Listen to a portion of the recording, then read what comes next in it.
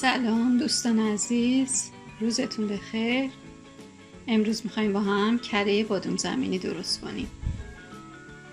بادام زمینی همون میتونه شور باشه، میتونه خام باشه، به هر صورتی ممکنه. قبل از هر کاری این پوست بادام ها رو تا جایی که میشه میگیریم. میتونه با پوستم باشه ولی رنگش تیره تر میشه. به این صورت پوست بادام رو میگیریم.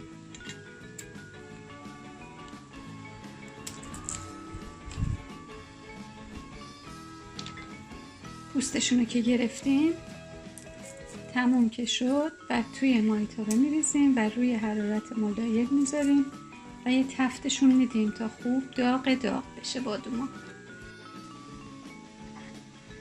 خب دوستان عزیز، اینو یه تفتش میدیم قشنگ داغ بشه. نیاز نیست تغییر رنگ بده، فقط خیلی داغ بشه که راحت روغنش گرفته بشه.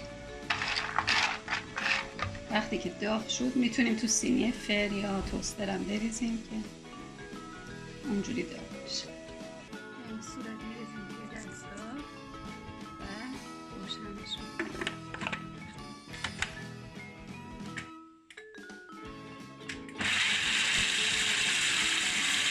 یه دقیقه میزنیم خورد بشه، باز دور و اطرافش رو یه بار قشنگ مخلوط میکنیم و دوباره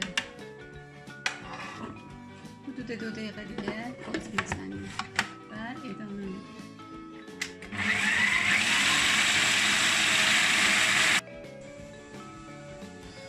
به همین صورت ادامه میدیم. کم کم دیگه داره روغنش در میاد.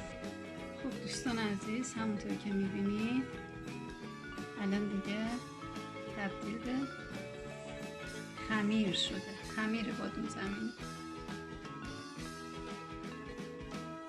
البته این بستگی به دستگاه داره که قدرت موتورش چقدر باشه و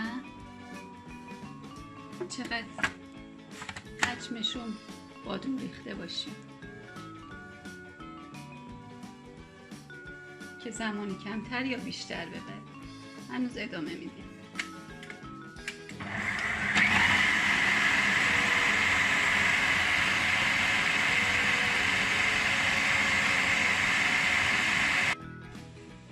خب عزیزان، همونطور که میبینید دیگه کم کم داره تبدیل به کره میشه.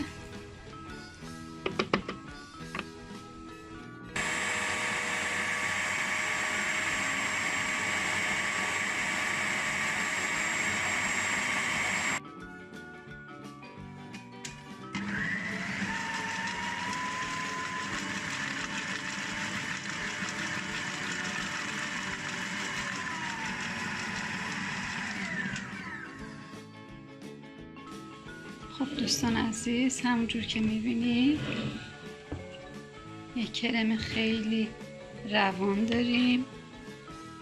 یک کره بادام زمینی اصل و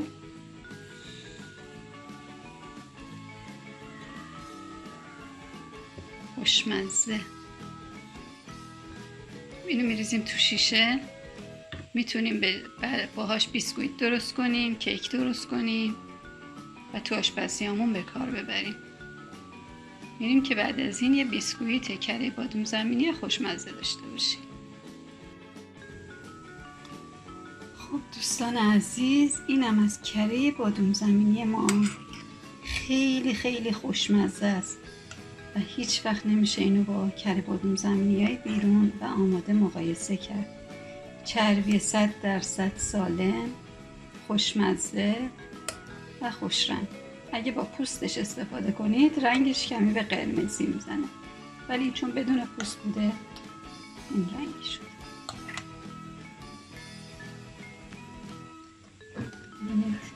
غلظتش هم. حالا این هنوز گرمه، سرد بشم سفت‌تر میشه. درست کنید بخورید و نوش جونتون.